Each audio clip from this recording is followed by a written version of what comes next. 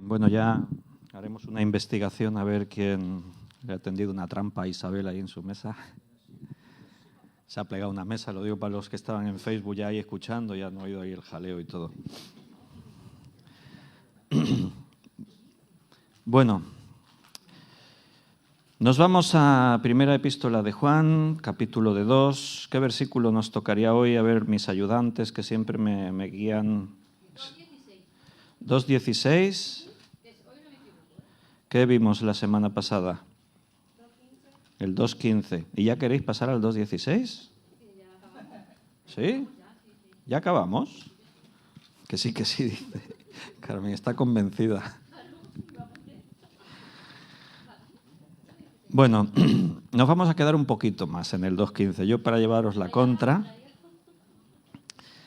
porque este tema, como decíamos la semana pasada, es muy, muy significativo en la Biblia, en el Nuevo Testamento. Se nos habla mucho de lo que es el mundo y de lo que somos nosotros.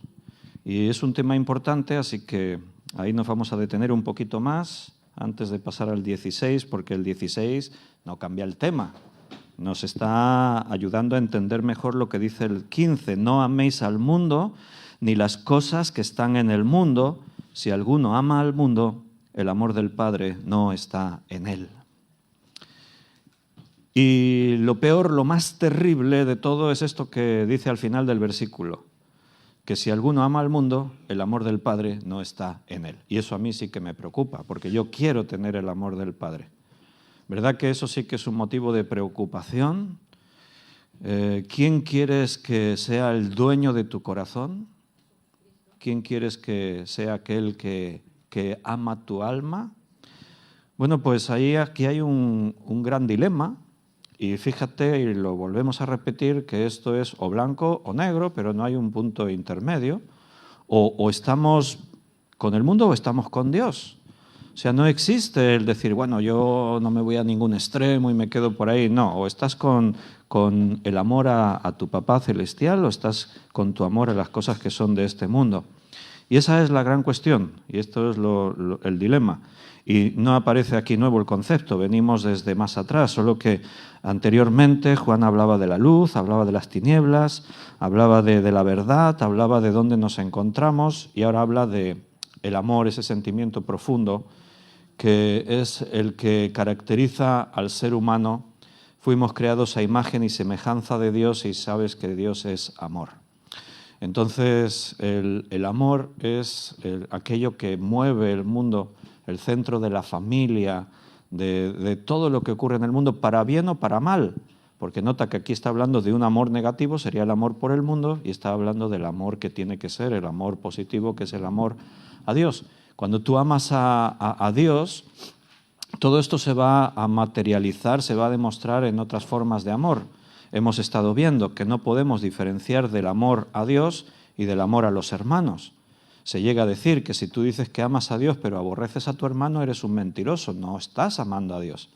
Porque el amor a Dios se demuestra a través del amor a los demás, del amor a los hermanos. Entonces, siempre va a ser una tarea pendiente ver hacia dónde estamos dirigiendo nuestro amor, si a las cosas de este mundo o a Dios. El amor por el mundo es totalmente incompatible con el amor a Dios. Y ya recordáis, y ya nos lo estamos aprendiendo todos bien, que aquí cuando se habla de amor, ya sabéis qué palabra griega es. ¿Cuál es la palabra griega para amor? Ágape. Esa es la palabra. Es un amor que lo da todo, que se entrega totalmente. Es el amor que te lleva a volcarte de una forma total hacia algo. Y ahí está el énfasis. Amor al mundo o amor a Dios. Y decíamos el otro día que el mundo nos atrae de una forma magnética. Habéis visto todos el efecto de un imán, ¿no? Pones un imán y lo acercas a algo de hierro, algo metálico y ¡zum!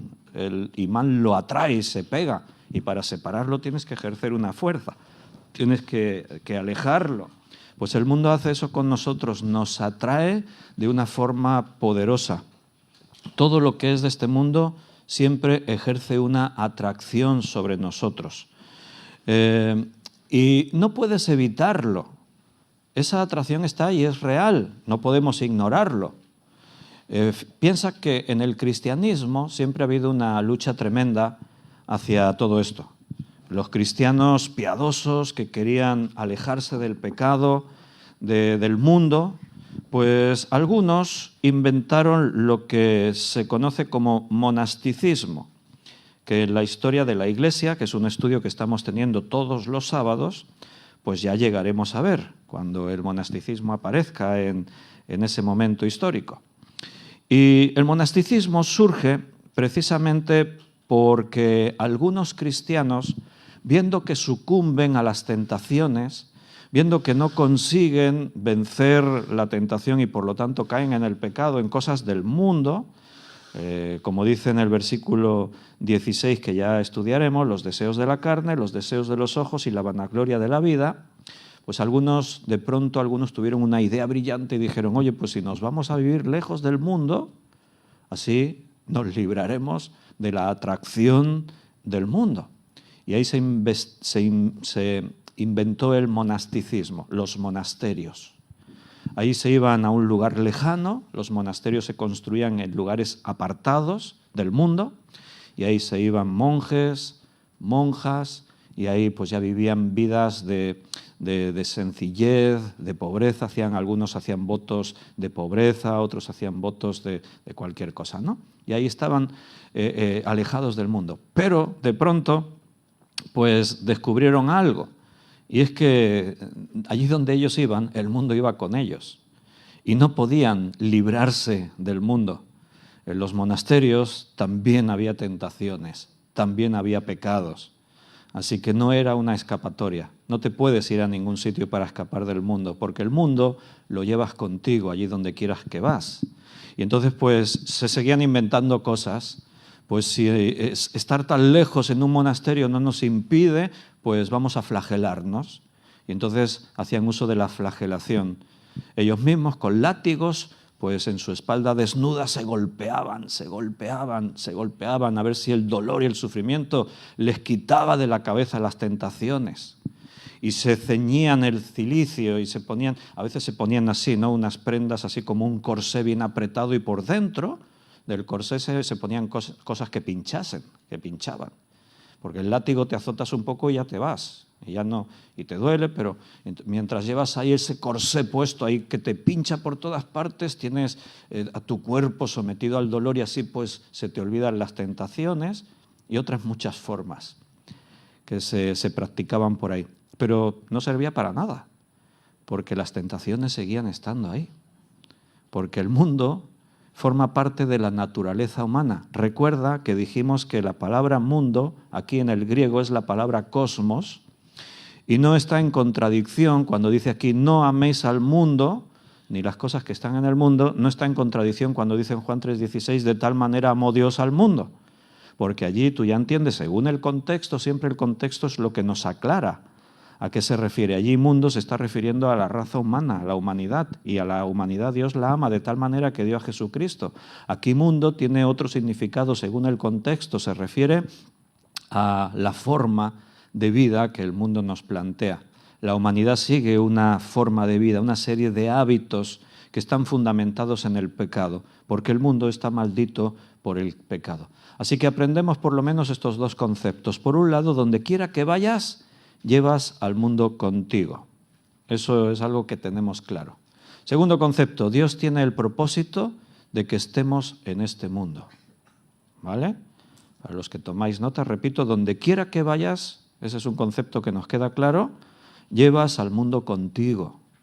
Y segundo concepto, Dios, o Jesús podríamos decir, porque lo vamos a leer allí en Juan 17, Jesús, el propósito que Él tiene es que estemos en el mundo. Y mira cómo lo dice en Juan 17, versículo 14 al 18. Yo les he dado tu palabra, Juan 17, 14 al 18. Yo les he dado tu palabra y el mundo los aborreció porque no son del mundo, como tampoco yo soy del mundo. Ahí nos queda claro, Cristo no es de este mundo, si nosotros somos de Cristo tampoco somos del mundo. Pero mira lo que dice, no ruego que los quites del mundo, sino que los guardes del mal. O sea, Jesús no quiere que seamos sacados de este mundo. Quiere que nos quedemos en este mundo. No ruego que los quites del mundo. Esta oración al Padre especial, llena de propósito, de amor. Ahí hay enseñanzas para detenernos días y días. Y, a ver, una lógica cristiana, a mí me diría la lógica cristiana, que si el objetivo era salvarme a mí, Dios quería salvarte a ti, pues una vez que ya eres salvo, ahora eres hijo de Dios. ¿Para qué vas a seguir en este mundo? Si aquí lo único que vamos a hacer es padecer, luchar, vamos a sufrir derrotas, vamos a estar ahí siempre, ¿por qué no nos vamos ya con el Señor? Que se produjese, yo a veces cuando era joven pues tenía mis ideas, ¿no? Yo pensaba ahí, y yo pensaba, por la lógica a mí me decía, tendría que haber como una especie de sistema de autoarrebatamiento. Creo en el Señor Jesucristo, soy salvo, ¡fum!, desaparezco y me voy con el Señor. Solucionado. Ya no tenemos más problemas aquí. Pero no, ¿por qué quiere Jesús que nos quedemos en el mundo?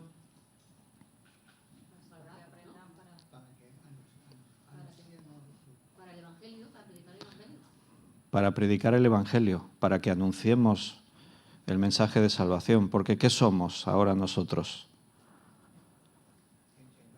En un mundo de oscuridad, ¿qué somos? Luz, somos la luz del mundo.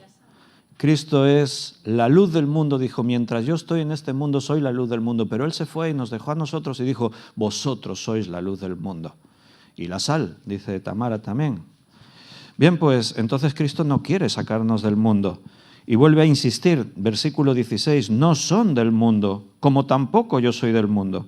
Santifícalos en tu verdad, tu palabra es verdad. Y ahora dice ahí, esa es la razón, versículo 18, como tú me enviaste al mundo, así yo los he enviado al mundo. Y quiero que te des cuenta de las palabras de Jesús, de lo que Él está diciendo.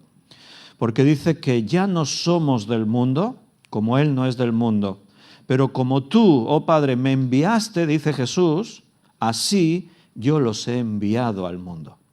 O sea, aquí hay algo que ocurre cuando nosotros creemos en Jesucristo como nuestro Salvador personal. Es algo así como que al creer es como si tú ya te sales del mundo. Porque dice, igual que tú me enviaste al mundo, o sea, Cristo no estaba en este mundo, estaba con el Padre, en la gloria, en la eternidad, en su persona como Dios, pero dice la palabra que Dios envió a su Hijo al mundo para que todos los que en Él crean sean salvos. Entonces, Cristo fue enviado a este mundo. Dice, así yo los he enviado al mundo. O sea, cuando tú y yo creímos, entramos a formar parte del reino de los cielos. Por eso Jesús insiste, y fíjate que lo repite varias veces, y después podemos leer unos cuantos textos más. Él dice, no sois del mundo, ya no somos del mundo, y esto nos tiene que calar aquí bien hondo. Porque cuando yo me identifico tanto con el mundo que pienso yo soy de este mundo, pues entonces tú vives pues en el mundo y vives con el mundo y haces todo con el mundo, pero cuando asimilamos, y no es tarea fácil, cuando asimilamos de que yo ya no soy del mundo, estoy aquí con una misión, entonces eso me tiene que ayudar a centrarme en mi misión, porque yo ya no soy de este mundo. Pero ¿no te suena un poco raro y extraño decir yo no soy del mundo? Si se lo dices a una persona que no está familiarizada con la Biblia y no cree, y tú le dices, yo no soy del mundo, te van a decir que eres un extraterrestre. Se van a reír de ti. Si dices, yo no soy del mundo, estoy aquí porque el Señor me ha enviado. Si tú hablas así, suena a estos lunáticos que hay visionarios por ahí, que un día se les cruzaron unos cables y te explican que vine del planeta no sé qué, y estoy aquí con una misión y no sé qué, no sé cuántos, ¿no? Pero Satanás lo que quiere es ridiculizar la verdad, pero esto es verdad, no estamos inventando nada. No ruego que los quites del mundo, sino que los guardes del mal. Estamos en el mundo y tenemos una, vamos a decir así, como una especie de protección de parte de Dios para guardarnos del mal. ¿Por qué? Porque aquí somos, en el mundo somos agentes enemigos. ¿A quién le pertenece el mundo? ¿O quién domina y controla el mundo? Satanás. Así que estamos en un entorno hostil, extraño para nosotros. Vivimos en un mundo donde no somos bien recibidos. Jesús dijo, si a mí me han aborrecido, a vosotros os van a aborrecer. Cristo vino al mundo y el mundo lo rechazó, amaron más las tinieblas que la luz. Y si tú y yo somos ahora luz en este mundo, pues ¿qué crees? ¿Que el mundo nos va a aplaudir? ¿Que nos van a dar premios? ¿Nos van a hacer un reconocimiento? No, si somos cristianos fieles a Dios y a su palabra. Yo cuando veo en el mundo a cristianos premiados por el mundo, digo, ahí falla algo, porque la Biblia dice lo contrario. Así que cuando ocurre algo contrario a lo que dice la Biblia es que no está conforme al Señor. Y cuando tú, por ejemplo, ves que hace poco en el mundo de esto de los premios, los Grammy, estos que se dan en la música, pues al mejor álbum cristiano le dieron el premio a un cantante muy conocido cristiano, mexicano, no voy a dar más datos, estamos en internet, para que nadie se ofenda. Pero ahí le dieron el premio. Y yo digo, cuando el mundo nos da un premio a los cristianos, a cantantes cristianos, yo digo, las letras de las canciones no pueden ser muy bíblicas, porque si son muy bíblicas ofenden al mundo. Y entonces el mundo no te va a dar un premio jamás en la vida. El mundo no nos ama, nos aborrece. Así dice el Señor Jesús. Entonces, estamos aquí porque tenemos una misión. Hay muchas personas que todavía necesitan escuchar el Evangelio y ser salvas. Por eso estamos aquí, no es otro motivo. Porque si no, ya estaríamos con el Señor. ¿Para qué vamos a seguir aquí? En este versículo 15 de Primera de Juan, pues 3 veces aparece la palabra mundo, esa palabra cosmos en el griego. ¿Y sabes cuántas veces aparece en toda la carta? Primera carta de Juan. ¿Cuántas veces en esta carta aparece la palabra mundo? No es una carta muy extensa. ¿Cuántos capítulos tiene? 5 capítulos. Y algunos no son muy largos. Es una carta cortita. ¿Sabes cuántas veces aparece la palabra mundo? ¿Quién lo sabe? Juan, cuéntalas. Se ríe. 23 veces aparece la palabra mundo en esta carta de Primera de Juan. O sea que aquí este es un tema muy importante. Y recuerda que mundo aquí es la esfera del mal que controla el mundo.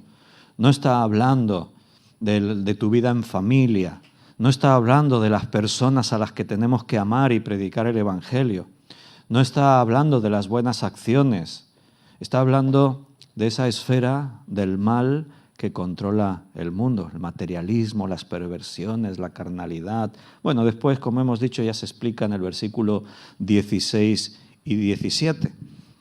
Pero por si alguien tiene duda o el Señor nos lo tiene que refrescar en nuestra memoria, pues vamos a ver una pequeña muestra, porque si la viéramos muy grande estaríamos ya toda la noche, de los versículos que nos muestran muy claramente quién controla este mundo, cómo es este mundo o qué somos nosotros en el mundo. Mira, Juan 12:31. Evangelio de Juan 12:31 dice, ahora, dice Jesús, es el juicio de este mundo. Ahora el príncipe de este mundo será echado fuera. ¿A quién se refiere como el príncipe de este mundo? A Satanás. O sea, Satanás es llamado el príncipe de este mundo, porque es quien controla el mundo. Aquí mismo en Juan, me voy a quedar en Juan así de momento para no movernos demasiado por el Nuevo Testamento y perder tiempo. Juan 14:30.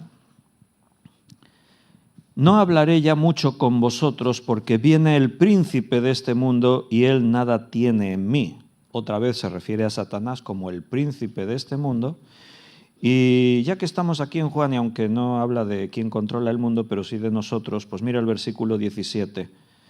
El Espíritu de verdad, al cual el mundo no puede recibir porque no le ve ni le conoce, pero vosotros le conocéis porque mora en vosotros y estará en vosotros. Ahí están esos detalles que demuestran que nosotros no somos de este mundo. El mundo dice que no recibe, no ve, ni le conoce a quién, al Espíritu Santo. O sea, tú le hablas a la gente del Espíritu Santo y como si estuviesen escuchando llover, les da igual. El concepto Dios, bueno, Dios está ahí. Jesucristo, sí, un personaje histórico que lo sacan ahí en Semana Santa por las calles a pasear y tal.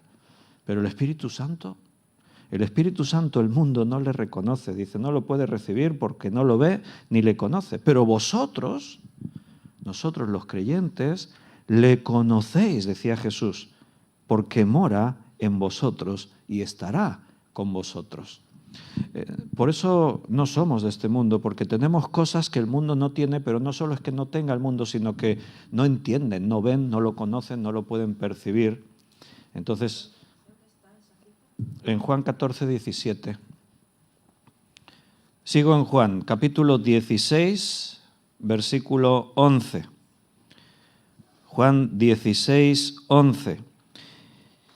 Y de juicio por cuanto el príncipe de este mundo ha sido ya juzgado. Otra vez, ahí Jesús se refiere a Satanás como quien controla este mundo, el príncipe de este mundo. ¿Te acuerdas en las tentaciones que nos cuenta Mateo capítulo 4? Una de las tentaciones se refería a una oferta que el diablo le hace a Jesús, eso está en Mateo 4, versículo 8 y 9. Otra vez le llevó el diablo a un monte muy alto y le mostró todos los reinos del mundo y la gloria de ellos. Todos los reinos del mundo y la gloria de ellos. Y le dijo Satanás a Jesús, le dijo, todo esto te daré si postrado me adorares. ¿Por qué Satanás le ofrece a Jesucristo el mundo, o sea, los reinos del mundo y la gloria de ellos, todo lo que hay en el mundo? ¿Por qué se lo ofrece Satanás a Jesucristo? Porque en este momento Satanás controla los reinos del mundo y la gloria de ellos. Todo lo que hay en el mundo, allí lo dice en Primera de Juan, no proviene del Padre, sino del mundo. O sea, es algo que Satanás controla. ¿Y qué quería, qué pretendía Satanás tentando así a Jesús? Lo lleva a un lugar muy alto y le muestra los reinos del mundo y la gloria de ellos. Y les dice, todo esto te lo doy si te postras y me adoras. Yo no me puedo creer hasta dónde puede llegar la pretensión de Satanás. Yo sé que Satanás sabe quién es Dios, pero ahí tienes un ejemplo de lo que la vanagloria, el egoísmo, el ego, ese afán de querer conseguir y ser más, puede llevar a un ser, en este caso ni siquiera a un hombre, a un ser angelical como es Satanás, de atreverse a decirle al Hijo de Dios, adórame a mí, póstrate ante mí y me adoras. Realmente, yo me lo pregunto, ¿Satanás pensaba que esa posibilidad cabría? Pero detrás de todo eso hay cosas profundas, porque cuando Satanás le está diciendo, yo te puedo dar todos los reinos del mundo y su gloria, ¿sabes lo que le está diciendo? Le está diciendo, no necesitas pasar por el plan que el Padre tiene preparado para ti. Puedes evitar la cruz, puedes evitar tener que sufrir y que tu Padre te deje solo en la cruz. Puedes evitar tener que morir y sufrir por todas estas personas, esta humanidad que te rechaza. Yo te puedo dar el mundo, lo puedes recuperar, porque ¿por qué controla Satanás el mundo? Porque el ser humano, el hombre, le cedió el control. Eso ocurrió en el huerto del Edén. Por eso Satanás tiene autoridad sobre el mundo, porque el hombre se la concedió. O sea, fíjate, el orden es este. Dios le da autoridad al hombre sobre el mundo. Dios le dijo, sojuzgar la tierra, fructificad y multiplicaos, llenad la tierra, sojuzgadla, aprovechar todos sus recursos. Dios le dio la autoridad al hombre sobre la creación. Y el hombre cuando pecó, cuando desobedeció a Dios, cediendo a la tentación de Satanás, lo que hizo fue darle autoridad a Satanás sobre la creación, porque ahora el pecado entró en el mundo. Y como Satanás ahora controla el mundo, le está haciendo una oferta a Jesús. Yo te puedo dar todo este mundo, este es el camino fácil, no tienes que ir por el camino difícil. ¿Y qué le respondió Jesús? Vete, Satanás, porque escrito está, al Señor tu Dios adorarás y solo a Él servirás. Y Satanás es derrotado otra vez, porque ya ha sido derrotado otras veces. Y un día sufrirá la derrota total. En ningún momento Jesús iba a tomar un camino que no fuese hacer la voluntad de su Padre. Y esa misma mentalidad la tendríamos que tener nosotros, porque igual que Jesús, ahora somos nosotros. No somos de este mundo. Y este mundo está controlado por Satanás. Lo dice en Efesios, que él controla la corriente de este mundo, y lo dice en un montón de otros lugares. Nosotros somos diferentes a las gentes que viven en este mundo. Y no somos iguales. Y no, esto ya os repito, no es ser un visionario, un iluminado, tener así una revelación, que ahora nosotros nos creemos diferentes porque somos mejores, porque... No, es que la Biblia lo dice el Señor. Y toda la doctrina de la salvación nos muestra eso. Hemos muerto al viejo hombre y hemos nacido a una nueva naturaleza. Ahora tenemos una nueva naturaleza y por lo tanto ya no somos de este mundo. Dice la Biblia que aquí estamos como peregrinos y extranjeros porque Jesús nos ha enviado al mundo. Hemos sido enviados por Él para que estemos siendo sus representantes, aquellos que cumplen con la misión de predicar el Evangelio hasta lo último de la tierra. Esa es la gran comisión para la Iglesia, para los creyentes. Esa es nuestra misión. Y todo lo que hagamos que nos desvíe de esa misión es ser rebeldes a Dios, volvernos contra Dios, y por eso Dios tiene que estar tratando con nosotros siempre. Tenemos una misión y tenemos que cumplir nuestra misión. Cuando el apóstol Pablo nos compara con un soldado y dice que los cristianos somos como soldados, bueno, pues esa es una ilustración muy gráfica. Todos sabemos lo que representa el ejército. Si tú eres soldado en el ejército, estás ahí. Hoy en día la mayoría de los ejércitos, los soldados son voluntarios. Hace años atrás en España era un servicio obligatorio.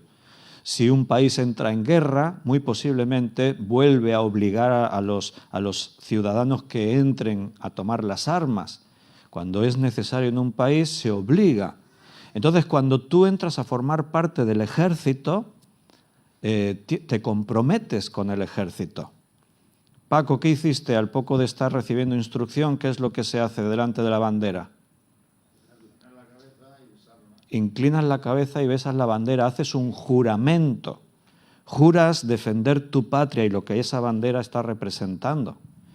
Allí nos fuimos a León a ver el juramento de bandera del Paco. ¿No fuimos? No, fuimos a Madrid a ver el de Antonio, el hermano de la Belén. El Paco estaba allí demasiado lejos, León. Mucho frío. Y entonces ahí están todos los soldados en fila, pasando por delante de la bandera, hacen un gesto y continúan, hacen un juramento. Tú estás en el ejército, siempre hay alguien que manda por encima de ti. Y si te dan una orden, la cumples. Es lo único que puedes hacer, cumplirla. He sacado el tema de la mili y ya está el Paco ahí contándole cosas a Rosario. No. Dices tú de mili. Cuando te dan una orden en el ejército, la cumples. No puedes decir nada. A ningún soldado se le ocurre cuestionar una orden. Te ordeno que hagas esto. Ay, pero es que yo no estoy de acuerdo. No puedes decir eso. Te meten al calabozo. ¿Por qué? Porque has hecho un juramento. Hay un pacto. Y cuando la palabra de Dios nos compara como soldados, quiere decir eso. Hemos hecho un pacto con el Señor. Y un soldado tiene una misión, tiene que cumplirla. Y si es necesario, dará su vida en el intento. Y nosotros somos soldados de Jesucristo y tenemos una misión. Y no nos podemos salir de la misión que el Señor nos ha dado. En el camino de cumplir la misión tenemos libertades y vivimos una vida. Y tenemos cosas que son buenas para nosotros y que disfrutamos. Pero ninguna de esas cosas te pueden desviar de tu misión. Ahí está la clave. ¿Pero el cristiano puede hacer esto? Sí. ¿Puede hacer aquello? Sí. ¿Se puede dedicar a esto? Sí. Siempre y cuando nada de eso te desvíe de tu misión. Cuando tú de pronto un día te encuentras en un camino que va para allá y la misión de Dios estaba para allá, ahí entonces hay un problema. ¿Qué ha pasado? Te has deslizado, dice también la Biblia. Somos diferentes a las gentes de este mundo. Y déjame que te lo muestre con otro texto que se encuentra en el Evangelio de Lucas, capítulo 12. Lucas 12, voy a leer del versículo 22 al 34. Lucas 12, 22 al 34. Si quieres anotar al lado de este texto, somos diferentes a las gentes de este mundo. Y ahí lo explica. Lucas 12, 22. Dijo luego a sus discípulos: por tanto os digo, no os afanéis por vuestra vida, qué comeréis, ni por el cuerpo que vestiréis. La vida es más que la comida y el cuerpo que el vestido. Considerad los cuervos, que ni siembran ni siegan, que ni tienen despensa ni granero, y Dios los alimenta. ¿No valéis vosotros mucho más que las aves? ¿Y quién de vosotros podrá con afanarse añadir a su estatura un codo? Pues si no podéis ni aun lo que es menos, ¿por qué os afanáis por lo demás? Considerad los lirios, cómo crecen, no trabajan ni hilan, mas os digo que ni aun Salomón con toda su gloria se vistió como uno de ellos. Y si así viste Dios la hierba que hoy está en el campo y mañana es echada al horno, ¿cuánto más a vosotros, hombres de poca fe? Vosotros pues no os preocupéis por lo que habéis de comer, ni por lo que habéis de beber, ni estéis en ansiosa inquietud, porque todas estas cosas buscan las gentes del mundo, pero vuestro Padre sabe que tenéis necesidad de estas cosas. Mas buscad primeramente el reino de Dios y su justicia, y todas estas cosas os serán añadidas. No temáis, manada pequeña, porque vuestro Padre le ha placido daros el reino. Vended lo que poseéis y dad limosna, haceos bolsas que no se envejezcan, tesoro en los cielos que no se agote, donde ladrón no llega ni polilla destruye, porque donde está vuestro tesoro, allí también estará vuestro corazón. Y esta enseñanza viene a consecuencia de la parábola que citó anteriormente, que se titula El rico insensato. Es una parábola que habla de esos hombres que viven por la riqueza y para la riqueza, solo les preocupa la riqueza. Y a raíz de esa parábola Jesús da esta enseñanza. O sea, está hablando de los que tienen muchos bienes en este mundo y se afanan tanto por esos bienes. Y entonces Él le dice a sus discípulos: vosotros no seáis así, no os afanéis por la vida, qué comeré, qué vestiré, qué cosas me puedo comprar. No dice que vivas en la pobreza, no dice que tengas que vivir una vida miserable por las calles pidiendo limosna. No, está diciendo que no te afanes, que no te conviertas en alguien que se desvive y vive solamente por las cosas de este mundo. En el versículo 30 da la razón, porque todas estas cosas buscan las gentes del mundo, pero vuestro Padre sabe de qué cosas tenéis necesidad. Las gentes del mundo hacen eso. ¿Pero qué quiere decir Jesús? Pues que tú ya no eres como las gentes del mundo. Tú ya no vives de esa manera. Todo esto tiene que ver, por eso estamos ahí dándole vueltas. Cuando tú aprendes, asimilas la idea, asimilar significa que lo entiendes, pero no solo que lo entiendes, sino que ya entra a formar parte de ti mismo. Cuando tú entiendes que no eres de este mundo, entonces, ¿de dónde eres?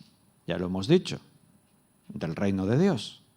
O sea, si tú dices, yo no soy del mundo, entonces ¿de dónde eres? De Dios, le perteneces a Dios. Estás aquí porque el Señor te ha enviado. Quiere decir, volvemos a la metáfora, si tú eres un soldado, ¿quién te da de comer? ¿Quién provee lo que necesitas? Ahora a un soldado se le rompieron las botas. ¿Qué hace? ¿Se queda descalzo? El ejército le provee de otras botas. Ahora resulta que la ropa se me desgastó. El ejército te da la ropa. Cada día a la hora de comer tú no estás preocupado. ¿Comeremos hoy? No, el ejército proveyó la comida. Si tú perteneces al reino de Dios, si Dios es quien es dueño de tu vida, el Señor sabe todo lo que necesitas. Entonces, ¿por qué te afanas en las cosas del mundo? Y qué ilustraciones más buenas, que Jesús era, bueno, el mejor predicador, evidentemente, ¿no? Para tratar de hacer comprender a las personas lo que Él está enseñando. Mirad las aves del cielo, no se afanan, no tienen graneros. Las aves del cielo no se levantan por las mañanas preocupadas, ay, ahora si podremos comer o no. No, simplemente ellos siguen toda su rutina de cada día. Si tú estás en el campo, si tú estás por ahí en un lugar donde hay aves, pues vas a ver lo que hacen las aves. ¿Qué hacen? Aquí en la ciudad te puedes ir a un parque y ahí están los gorriones. Tú te pones a comerte un bocata ahí en el parque e inmediatamente tienes unos cuantos gorriones por allí alrededor, unos cuantos pajarillos. Están esperando que caigan las migas que te estás comiendo tú. Y tú le lanzas una miguita y ahí que se pelean y cogen la miga y se la llevan. Ese es su trabajo. Están todo el día por ahí buscando insectos, y comen, y viven, y alimentan a sus crías. Y más todavía pone el ejemplo de los lirios del campo, de la hierba del campo. O sea, ni siquiera Salomón, dice, se vistió como uno de esos lirios.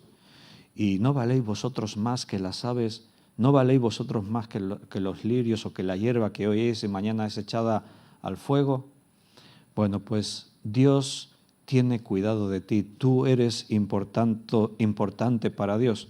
Por eso el Señor aquí establece este principio, versículo 33. No, el 33 no, el 31. El 33 sale en Mateo 5, 33. Aquí es el 31. Mas buscad primeramente el reino de Dios y todas estas cosas os serán añadidas. Ese es el principio que Dios está enseñando. Las gentes del mundo hacen esto, se preocupan de esto, pero vosotros no sois gentes del mundo. Ahora sois del reino de Dios. Por lo tanto, ¿qué tenemos que hacer? Buscar el reino de Dios primero. Y todo lo demás, Dios lo añade, nos lo da. Ese es un principio muy lógico. Si tú le perteneces a Dios, perteneces a su reino, estás aquí con una misión, ya no eres del mundo, ocúpate en las cosas del reino y Dios se ocupa de lo tuyo. Y hermanos, esto siempre, siempre, siempre funciona. Cuando tú decides ocuparte en las cosas de Dios, cuando tú tomas el compromiso de aceptar el reto de Dios, tu parte del pacto, cuando tú entiendes quién eres y le dices, Señor, te voy a servir en lo que tú quieras, tienes todo el cuidado y el respaldo de Dios, te lo aseguro. Jamás Dios ha fallado en eso. Puede ser que haya algún momento en el que Dios te pruebe, pero porque a lo mejor lo necesitas, no estás bien, hay dudas, hay problemas, hay cosas que están mal y tienes que ordenarlas y ahí viene la tribulación, viene la prueba, viene lo que sea, siempre con un propósito, pero mantente fiel a Dios y Dios es fiel contigo, Él nunca falla. Llega a decir el profeta, aunque nosotros seamos infieles, tú permaneces fiel. Él siempre va a hacer todo lo que ha prometido. Todo lo que Dios dice lo cumple. Y Él ha prometido que te va a cuidar, que te va a sostener, que te va a proveer. Ocúpate del reino. Somos del reino. ¿En qué nos vamos a ocupar? ¿En el mundo? No, el mundo ya no es nuestro. No tiene que ver con nosotros. El mundo lo controla Satanás. Entonces vamos a ocuparnos de las cosas que son para nosotros importantes. ¿Está claro entonces que somos diferentes a las gentes de este mundo? Ahí Jesús lo dice. Y si no nos queda del todo claro, pues bueno, déjame que te lea otros cuantos versículos. Me voy otra vez al Evangelio de Juan. Capítulo 8, esta vez. Versículo 23 y 24. Juan 8, 23, 24. Lo leímos antes más adelante, allí en el capítulo 17, pero resulta que ya lo había dicho antes Jesús en otro momento. Dice 8:23, y les dijo, vosotros sois de abajo, yo soy de arriba. ¿A quién le está hablando? Si miras más atrás en el contexto, le está hablando a los fariseos. Vosotros sois de abajo, yo soy de arriba. Vosotros sois de este mundo, yo no soy de este mundo. Por eso os dije que moriréis en vuestros pecados, porque si no creéis que yo soy, en vuestros pecados moriréis. Y le está hablando a los religiosos, a los judíos, a los fariseos, a los que decían, somos hijos de Dios porque somos hijos de Abraham. Y Jesús les dice, se lo dijo de diferentes formas. Una vez le dijo, sois de vuestro padre el diablo. Aquí le dice, vosotros sois de este mundo, sois de abajo. Yo soy de arriba, yo no soy de este mundo. Todos los seguidores de Jesús no son de este mundo, ya que Jesús no es de este mundo. Un poquito más adelante, capítulo 15 de Juan, versículo 19. Juan 15, 19. Si fuerais del mundo, el mundo amaría lo suyo, pero porque no sois del mundo, antes yo os elegí del mundo, por eso el mundo os aborrece. En otro texto dice, cuando el mundo os ve que sufrís, el mundo se alegra. Lo he parafraseado, no es literal así, pero dice eso. El mundo te aborrece, tienes que aceptarlo, hermano. A veces nos cuesta de asimilar esto y queremos sentirnos parte del mundo, nos sentimos a gusto cuando disfrutamos cosas del mundo y estamos ahí, pero tenemos que ser realistas. El mundo no te ama, te aborrece. Tú no puedes amar al mundo, tienes que amar a Dios, no se pueden amar a dos señores a la vez, decíamos el otro día. Un poquito más adelante, Juan 18, 36. Otra vez Jesús dice, mi reino no es de este mundo. Si mi reino fuera de este mundo, mis servidores pelearían para que yo no fuera entregado a los judíos, pero mi reino no es de aquí. Y Jesús está ahí siendo interrogado por Pilato. Y Jesús le dice, porque Pilato le preguntó, ¿entonces eres rey? Bueno, sí, pero mi reino no es de este mundo. Si fuera de este mundo, mis seguidores me defenderían, pelearían por mí, pero mi reino no es de este mundo. Mis seguidores no son de este mundo. Y así podríamos seguir. Déjame que te muestre un versículo que casi dice las mismas palabras que allí donde estamos en Primera de Juan 2:15, en Santiago 4:4. Es fácil de recordar. Santiago 4:4, casi dice lo mismo, pero a ver si notas dónde está la diferencia. Lo leemos.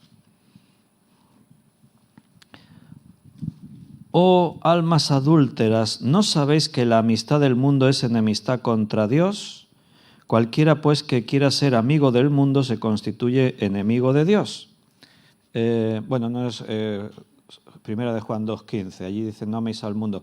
En el contexto, lo vimos no hace mucho, allí mismo en Primera de Juan, que dice, aquí dice, ¿no sabéis que la amistad del mundo es enemistad contra Dios? Cualquiera pues que quiera ser amigo del mundo se constituye enemigo de Dios. ¿Qué palabra cambia del contexto de lo que estamos viendo en Primera de Juan a lo que dice aquí Santiago? Amigo. Amigo y enemigo. Bueno, aquí dice amigo. Allí dice amar al mundo, aquí dice ser amigo del mundo.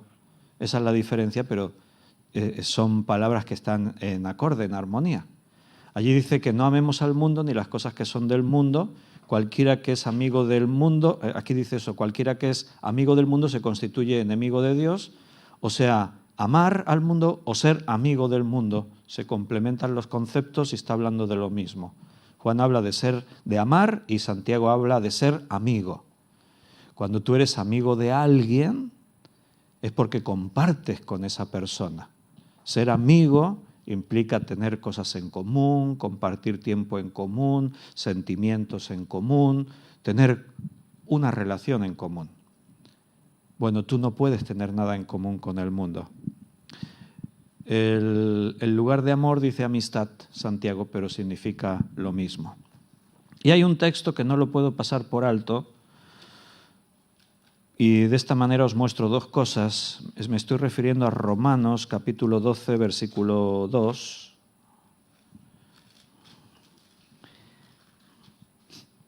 Y dice ahí, no os conforméis a este siglo, sino transformaos por medio de la renovación de vuestro entendimiento, para que comprobéis cuál sea la buena voluntad de Dios agradable y perfecta. ¿Y qué dos cosas quiero mostraros aquí? Por un lado, que la Biblia, cuando quiere enseñarnos acerca de este tema, el mundo y lo que nosotros somos, no siempre vas a encontrar en la Biblia que aparezca la palabra mundo. Aquí no aparece, pero está hablando de lo mismo. Utiliza la palabra siglo, pero otras versiones traducen mundo. ¿Por qué? Porque no está hablando en sí mismo del mundo, sino del tiempo que nos toca vivir en este mundo. La palabra que se traduce por siglo es una palabra que se puede traducir por edad, por tiempo. O sea, no os conforméis a este tiempo, a este periodo, a esta edad, a este sistema mundano. No os conforméis. Te lo leo en otras versiones. En una versión dice, no os acomodéis al mundo actual. En otra versión dice, no se amolden al mundo actual. Otra versión dice, no vivan según el modelo de este mundo. Eso es lo que dice aquí en Romanos 12:2. O sea, tú tienes que tener la capacidad de darte cuenta cuando se está hablando del mismo tema, aunque no aparezca la palabra mundo. Si tú usas una concordancia, dices, quiero ver todos los textos que hablan de este tema, y buscas mundo, te van a salir un montón de textos. Pero es que si quieres conocer todo, tienes que buscar los textos que hablan de esto, pero que no aparece la palabra mundo, pero que se refiere a lo mismo. Así que es uno de los temas principales del Nuevo Testamento, el hecho de que tenemos que desmarcarnos del mundo porque no somos de este mundo. Y aquí utiliza una idea, que es lo segundo que quiero que veamos aquí, muy gráfica, que es la palabra amoldarse, es la palabra conformarse. Conformar es la palabra amoldar. No os amoldéis, no os conforméis, o sea, tomar la forma, conformar. No puedes tomar la forma del mundo porque no eres de este mundo. Tienes que transformarte por medio de la renovación de tu entendimiento para que puedas comprobar, para que puedas saber cuál es la voluntad de Dios. Dios tiene una voluntad para tu vida y no es que tomes la forma de este mundo. No te puedes amoldar al mundo. Y esto es muy gráfico, porque cuando tú estás pensando en lo que es tomar la forma, puedes pensar en cuando haces un bizcocho y lo metes dentro de un molde y los desmoldas. ¿Y qué forma tiene el bizcocho? La forma del molde. Si es un molde redondo, el bizcocho es redondo. Si era cuadrado, es cuadrado. Si tú vacías el flan en tu plato, ¿qué forma tiene el flan? La forma del molde. Si tú tienes la forma del mundo, es que te has amoldado al mundo. Entonces, lo estás haciendo mal. Tu forma tiene que ser la de Dios. Y esto se produce o lo consigues cuando renuevas tu entendimiento, cuando tu manera de pensar cambia. Entonces cambia tu forma de ser. ¿Y cómo cambiamos nuestra forma de pensar? Mediante el poder de Dios a través de su palabra. Cuando nos llenamos de su palabra, nuestra manera de pensar comienza a cambiar. Y por eso estamos aquí estudiando la Biblia y la estudiamos todos los días, no porque somos unos fanáticos del estudio, ¡ay, queremos estudiar más! No, pues tu carne seguro que se lo pasaría mucho mejor en las cosas de este mundo. Pero si te propusiste llenarte de la palabra, si te propusiste estar ahí es porque entiendes precisamente este principio. Si estáis aquí esta tarde, si los hermanos están conectados en internet a esta hora, ¿quién hay por ahí conectado? Ana Vega está viendo, Beatriz, Juan Bermudo, Yoli Gaby, Lidia Merideño, Abraham Campos, Miguel Torres, Raquel Rubí, Benito, Javi, bueno, algunos pone que están aquí viéndolo, pero están aquí, Juan y Belén y eso están aquí, se desdoblaron.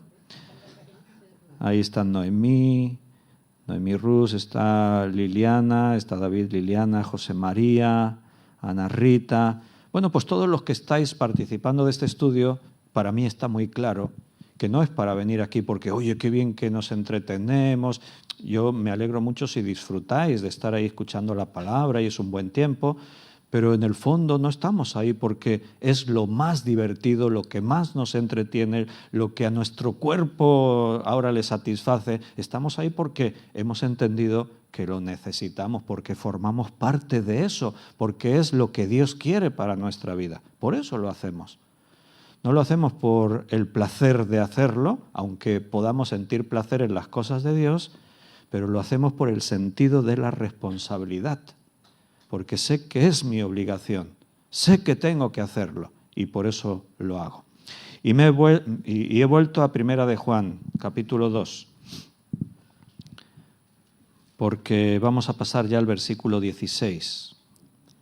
No queríais que me quedase más en el 15 y mira, nos hemos quedado un ratito más. Pero nos quedan ahí 10 minutitos para avanzar un poco más en el versículo 16, porque ahora el versículo 16 nos explica qué quiere decir eso de amoldarse al mundo. Ahora el versículo 16 y 17 nos da una nueva visión o nos aporta más información de lo que significa estar ahí amando al mundo. La razón es porque, nota, es una razón, ¿por qué no tenemos que amar al mundo? Porque todo lo que hay en el mundo, los deseos de la carne, los deseos de los ojos y la vanagloria de la vida no proviene del Padre, sino del mundo. Y entonces dice 3 cosas ahí que son las que vamos a ver a continuación en el estudio. Hoy no nos va a dar tiempo a ver las 3, vamos a ver un poquito de la primera. Los deseos de la carne, la primera. Segunda, los deseos de los ojos. Tercera, la vanagloria de la vida. Bien, nos quedamos con la primera. Punto 1. Los deseos de la carne. Dice el texto que todo esto es lo que hay en el mundo. De alguna forma, todo lo que hay en el mundo está resumido en estas 3 declaraciones. Y lo primero dice los deseos de la carne. ¿Y qué quiere decir con los deseos de la carne? ¿Qué pensáis? ¿Qué os sugiere?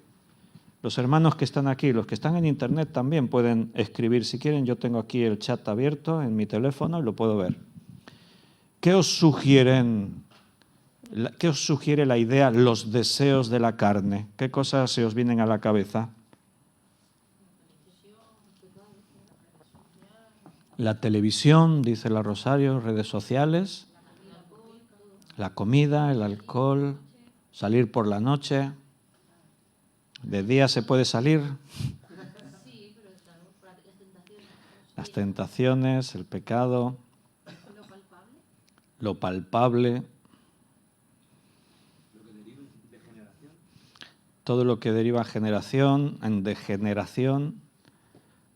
Interesante todas las ideas que estáis aportando. ¿Las qué? Las bodas. Las modas. Las bodas, digo, no entendía. Las modas. Bueno, al decir los deseos de la carne, y lo habéis insinuado, pero es interesante que nadie lo ha dicho, por ejemplo, todo lo que tiene que ver con los pecados sexuales, ¿no? Los deseos de la carne, la carne, la carnalidad y tal, ¿no? Pero está bien interesante todo lo que decíais, porque evidentemente está claro que sabemos que los deseos de la carne no solamente son pecados de carácter sexual o cosas así parecidas, sino que es mucho más que eso, mucho más de lo que de pronto podríamos pensar. Y me gusta así preguntar y que me respondáis porque nos dan así muchas ideas. Y para poder resumir, podríamos llamarlo de una manera. ¿Qué son los deseos de la carne? Bueno, pues sería todo aquello, o lo voy a decir así, una vida dominada, y hago énfasis en la palabra dominada por los sentidos. Una vida dominada por los sentidos. Vivimos en un cuerpo de carne y nuestro cuerpo de carne interactúa con el mundo a través de los sentidos. Vista, olfato, gusto, tacto, oído. Eso es lo que nos conecta con el mundo y de esa manera interactuamos con el mundo a través de nuestros sentidos. Tamara. Los sentidos incluyen, como has dicho, la vista. Entonces, ¿qué diferencia hay después con los deseos de los ojos? Bueno, ya lo vamos a ver la semana que viene porque hoy no vamos a alcanzar a ver el punto 2, que serían los deseos de los ojos. Hay un énfasis, todo esto tiene que ver una cosa con otra.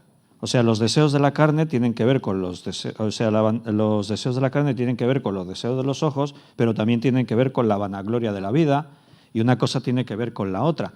Pero si está matizado así en tres ideas es porque más que en sí mismo la carne y los ojos los diferenciamos, no, es más la declaración que acompaña a la afirmación, ¿no? Aquí habla primero de los deseos de la carne y después habla de los deseos de los ojos y la vanagloria de la vida, y entonces al decir los deseos de la carne es como más general, incluimos todo. Los deseos de los ojos hay que matizar, porque es que, como dice Jesús, y ya repito, lo veremos más la semana que viene, Jesús decía que la ventana del cuerpo son los ojos. O sea, nos entra todo por los ojos. Y podremos hablar incluso de esa mecánica que se produce en nuestro cerebro cuando recibimos visiones. O sea, visiones me refiero a lo que entra por los ojos, lo que vemos, ¿no? O sea, lo que vemos tiene un efecto en nuestra mente y tiene que ver incluso un efecto en el subconsciente y todo, así que es muy interesante y por eso matiza los deseos de los ojos, porque todo entra por aquí, por los ojos, ¿no? Pero nos quedamos un poquito y seguramente tampoco lo veremos todo lo que es los deseos de la carne, nos quedan 5 minutos, pero vamos a hablar de alguna cosa. Recuerda, una vida dominada por los sentidos serían los deseos de la carne.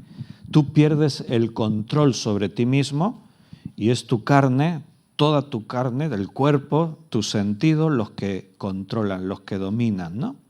Por ejemplo, es muy claro identificar algunos vicios, pecados sexuales hemos dicho, pero otras cosas, consumir sustancias que son tipo drogas, por ejemplo, uno dice, no, el alcoholismo es malo, beberte una cerveza no pasa nada, un vaso de vino no pasa nada, está en la Biblia. Pero cuando tú te vuelcas a la bebida, eso es malo. Decir, fumar es malo. Pero, ¿a dónde voy? A cosas que a lo mejor perdemos de vista y no le damos importancia, como por ejemplo es el tema de la comida. Y vamos a hablar de la comida. A lo mejor le doy un disgusto a más de uno hoy. Pero tú sabes que se utilizan palabras, en el mundo existen palabras para hablar de comer de una forma mala o desordenada. Por ejemplo, si utilizamos la palabra glotonería, es negativa, no es una palabra buena.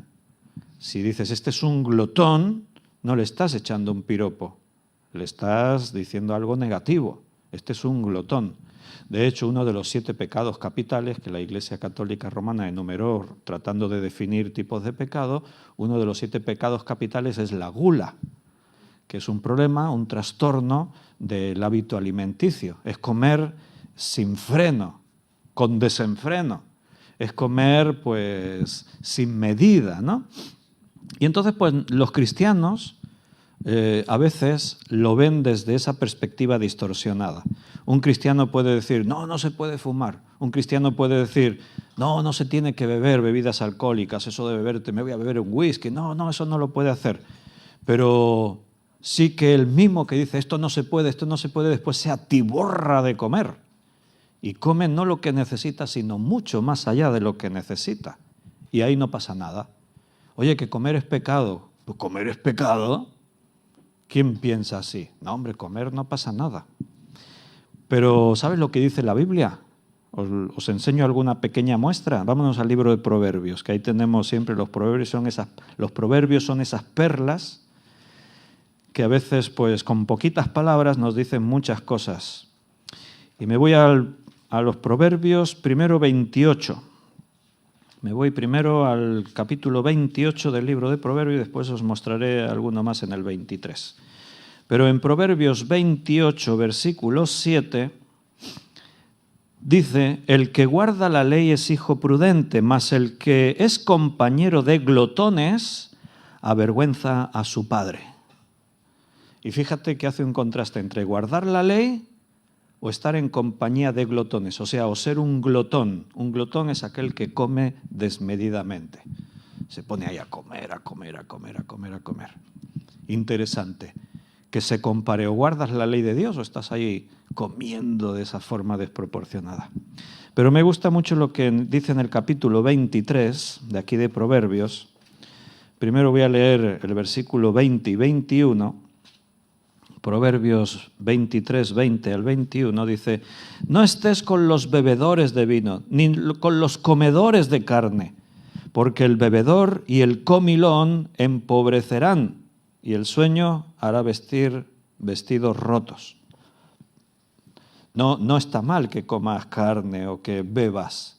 Está hablando de comer y beber desmedidamente, por eso utiliza la palabra comilón. En el hebreo se refiere a aquel que no controla su apetito y come mucho más de lo que necesita y de lo que es sano para su vida. Pero me gusta mucho lo que dice en el versículo 1 y 2 de este mismo capítulo. Mira, cuando te sientes a comer con algún señor, considera bien lo que está delante de ti. Y pon cuchillo a tu garganta si tienes gran apetito.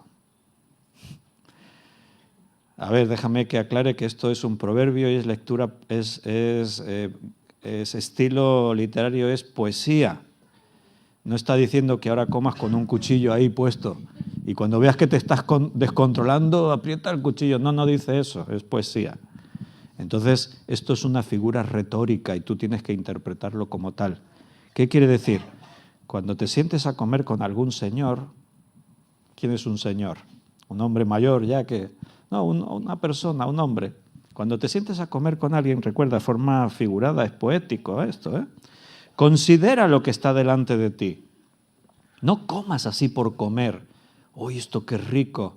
Cuando Salomón escribió esto, no se habían inventado los buffets libres, esos buffets del sushi y todas esas cosas. Todavía no se había inventado eso. Pero el Espíritu Santo seguro que sí que lo tenía en mente. Cuando te sientes a comer, considera todo lo que tienes delante. O sea, sé sabio, decide lo que vas a comer, pero no porque, ¡ay, qué rico, esto me lo como! No, pon cuchillo a tu garganta si tienes gran apetito. No puedes permitir, dicho de otra forma, no puedes permitir que tus apetitos carnales, incluido el de comer, te dominen, te controlen. Tú tienes que ser dueño de tu vida. No eres esclavo ya de los deseos de tu carne. En Deuteronomio capítulo 21, versículo 20, Deuteronomio 21, 20, dice: y dirán a los ancianos de la ciudad: este nuestro hijo es contumaz y rebelde, no obedece a nuestra voz, es glotón y borracho. O sea, los padres quejándose de un hijo. No es un hijo correcto, prudente, es contumaz, es rebelde. Y mira lo que dice: no obedece a nuestra voz, es glotón y borracho. No controla sus apetitos, bebe y come sin control. Tenemos siempre que hacer en nuestra vida, o mejor dicho, tenemos siempre que tener claro en nuestra vida como cristianos que todo nos es lícito, pero no todo nos conviene. O sea, yo tengo que tener el control de todo. Mis sentidos no mandan sobre mí, yo controlo a mis sentidos. No ando conforme a la carne, sino conforme al espíritu. Y tenemos que decir no a cualquier exceso. En aquello que parezcan que son sustancias tóxicas o nocivas, pero en aquellas que parece que no tienen ninguna repercusión y que también nos dominan. El comer no puede dominarte. Sabes que hay el comer mal en la patología médica tiene diferentes nombres. Se puede decir, por ejemplo, trastorno de apetito desenfrenado. ¿Sabes, según las últimas cifras de la OMS, la Organización Mundial de la Salud en el mundo, sabes cuántas personas obesas hay en el mundo actualmente? ¿Cuántas dirías? A ver si alguien lo adivina. Casi todos, dice Rosario. No pueden ser casi todos porque hay casi 2.000 millones de personas que pasan hambre en el mundo. Entonces, en el mundo ahora actualmente hay 8.000 millones de personas. Pero entre 8.000 millones de personas, considerando que hay países muy pobres y hay otros más ricos, según la OMS hay 2.000 millones de obesos. Y esos son muchos obesos. Porque aquí somos un grupo y yo aquí no veo obesos. Os estoy mirando con buenos ojos. Rellenitos, dice Rosario. Eso sí es mirar con buenos ojos. Este no está obeso, está rellenito. 2.000 millones de obesos, hablando de personas adultas. Si hablamos de menores de 18 años, hay 380 millones de obesos. 380 millones de obesos niños, menores de 18 años. Y si eres obeso, pues ya sabes que puedes padecer una serie de enfermedades asociadas a tu obesidad, como por ejemplo diabetes, problemas cardiovasculares, diferentes problemas del corazón. No voy a enumerar todas las enfermedades, solamente os estoy haciendo una reflexión. Hay tipos de cáncer que se pueden dar por una mala alimentación, por problemas de obesidad. Hay enfermedades de huesos, musculares, hay problemas cerebrales que tienen que ver con esto. Por ejemplo, un grupo de investigadores escandinavos demostraron en unos estudios serios que los adultos que comen en exceso tienen más mermadas sus facultades intelectuales, como la memoria, capacidades cognitivas, etcétera, etcétera. O sea, aquí uno piensa que por comer mucho no pasa nada, y no solo es que engordas y después cuando tienes que ir a la playa el bikini no te queda bien. No ese es el problema principal. El problema principal de comer mucho es un problema para tu salud. Son problemas que van a repercutir en este cuerpo que tú sabes que es templo del Espíritu Santo. Entonces, tener una dieta sana es muy importante. ¿Sabes qué tamaño tiene tu estómago? Pues tiene las medias, se habla siempre de una media. Tiene 75 mililitros tu estómago de tamaño. Esto vendría a ser como el tamaño de un puño. Y cuando tú comes, eso en vacío, cuando está vacío el estómago. Cuando tú comes, puede llegar a tener un volumen de 1 litro el estómago. Quiere decir que cuando tú comes más de esa capacidad que tiene tu estómago, ¿cómo te sientes? Mal, dice Daniel. Te sientes mal. O sea, llega un momento en el que comes y dices, ¡ay, no puedo más! Y te sientes mal. Y hay gente que sintiéndose mal siguen comiendo. ¿Por qué? Porque es que esto está muy rico. Y hay enfermedades muy graves como la bulimia y esas enfermedades que la gente se ve ya tan gordo, quieren seguir comiendo, se provocan el vómito para venir y seguir comiendo más todavía. Y eso no se ha inventado ahora, lo inventaron ya los romanos. Los romanos en sus bacanales, en sus fiestas, hacían eso. Tenían en el mismo salón donde estaban comiendo, había recipientes para que pudiesen vomitar. ¿No te parece una cosa tan extraña? Así se disfruta la comida.